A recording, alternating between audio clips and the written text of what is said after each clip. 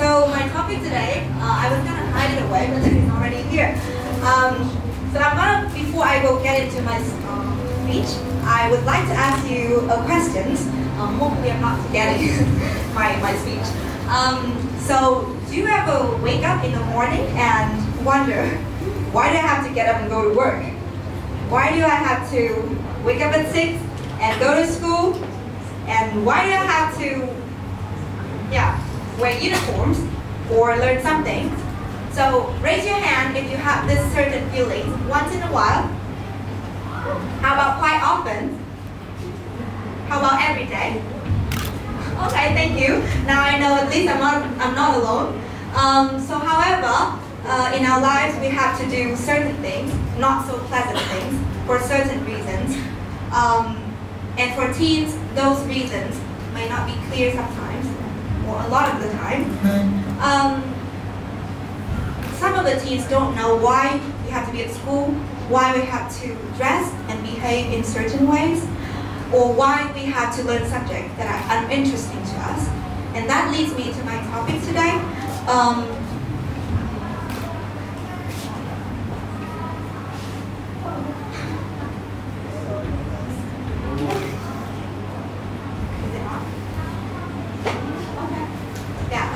Why teens struggle with motivation.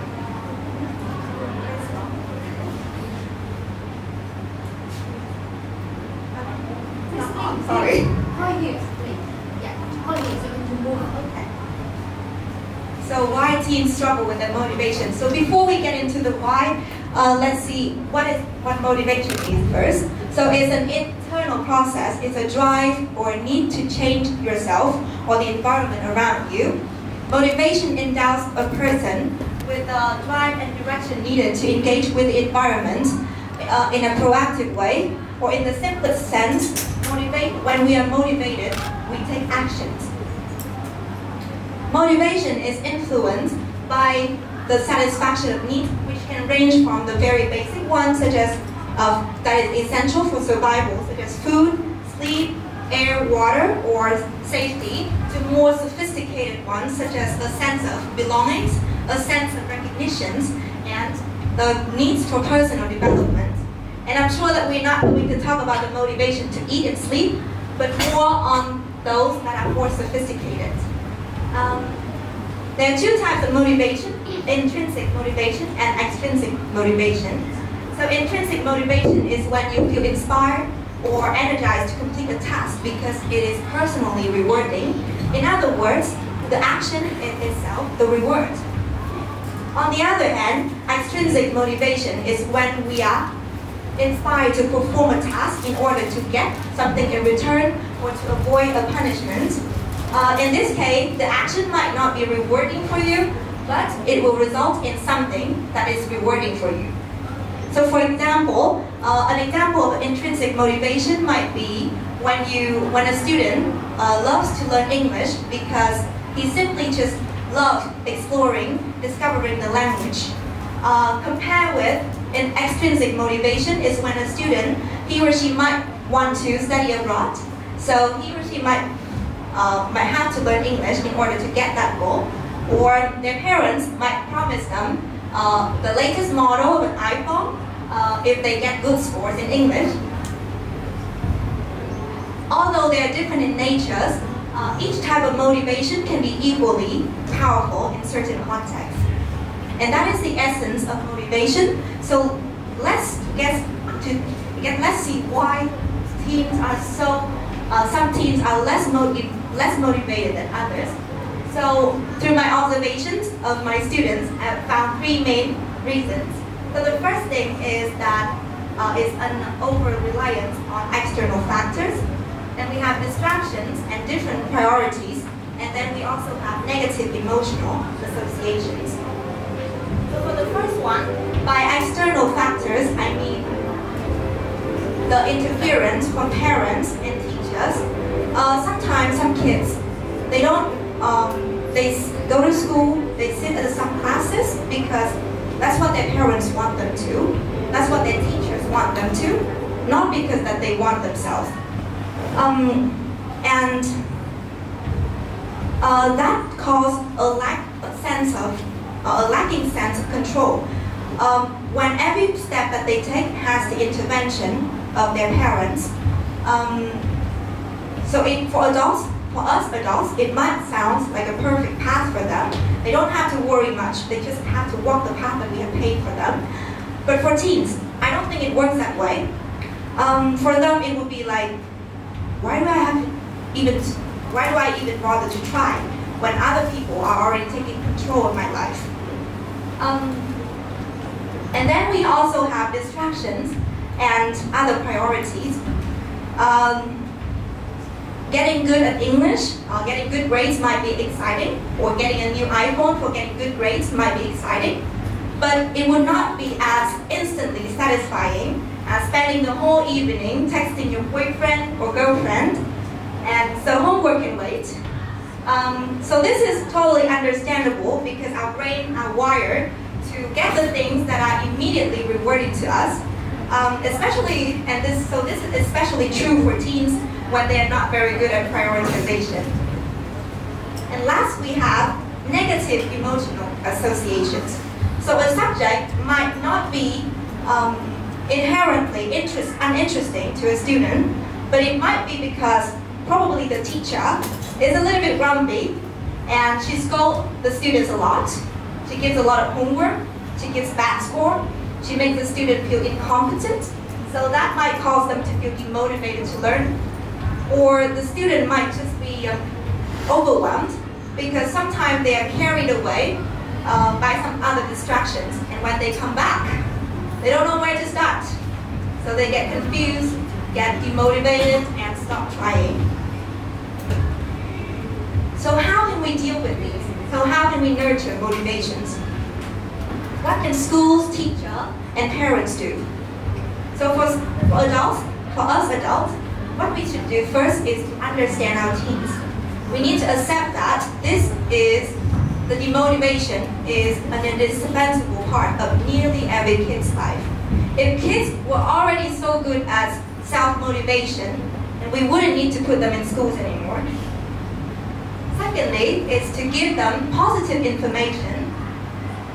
Research has shown that us humans are generally bad at learning from bad news, and teens are somewhere here. They are among the worst to learn from negative feedback. So instead of focusing on their flaws, we should encourage them, find the positive point in them.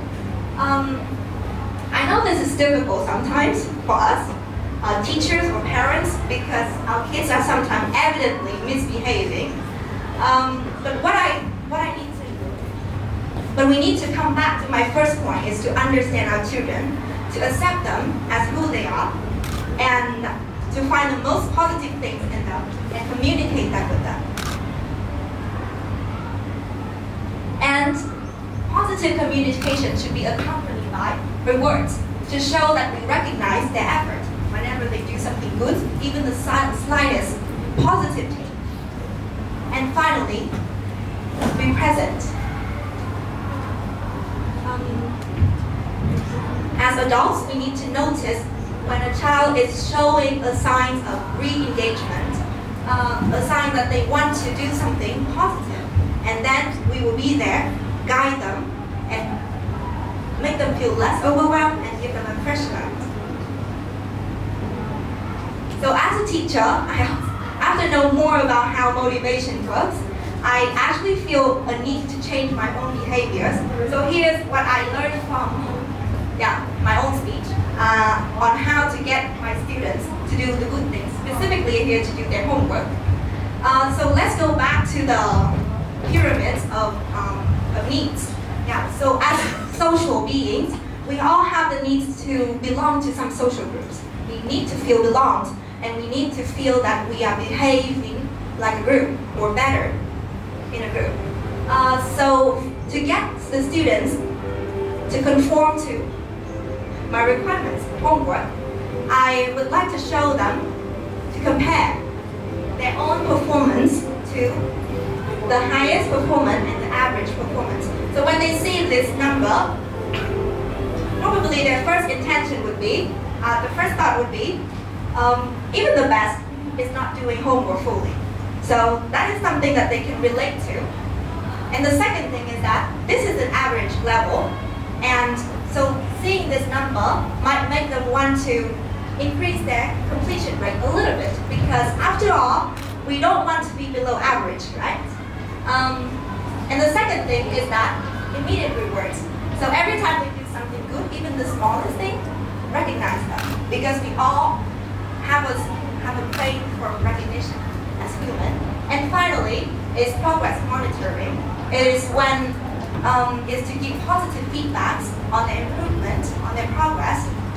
For the short-term feedback, it can be your handwriting has improved a lot, or you have made fewer grammatical mistakes this time. And for the long term, you might give them some positive progress, highlight their positive progress. So if you continue to fulfill the homework, and I am very confident that by the end of the semester, you will be able to get a better grade, probably about 7 or about 8, depending who I'm talking to. And for teenagers, so that is for adults. And how about teenagers yourself? What can you do to motivate yourself? So my first advice is to put yourself out there, experience during the competition, enrolled in extracurricular activities. You might win something, you might lose something, you might even humiliate yourself, but eventually you might find your inspiration. I have found my motivation to learn English when I was humiliated in a competition, in an English competition back in my 11th grade, and it has given me the drive since then, and now I'm standing here as your English teacher. So that actually works. Humiliation actually works. And the second thing is to notice people and things around you, join some community projects, do some good deeds, and feel that you are contributing something for the society. Okay, because becoming better to take care of others can be a lasting source of motivation, and yeah, so you should really engage in those activities.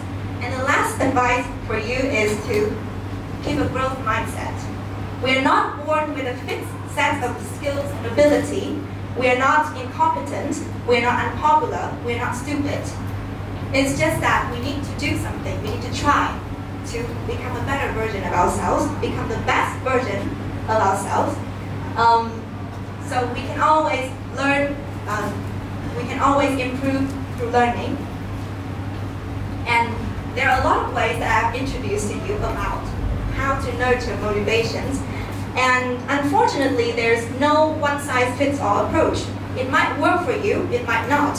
We never know if we haven't tried. But after my sharing, I just hope that we will all have a fresh look on how to nurture motivations in teenagers. And for adults, for us adults, for teachers, for school, for parents, I just want us to be open-minded. Remember to be open-minded, be encouraging, not threatening, be supportive, not controlling. And for teens, I just hope you to keep an open mind and to put yourself out there. Thank you.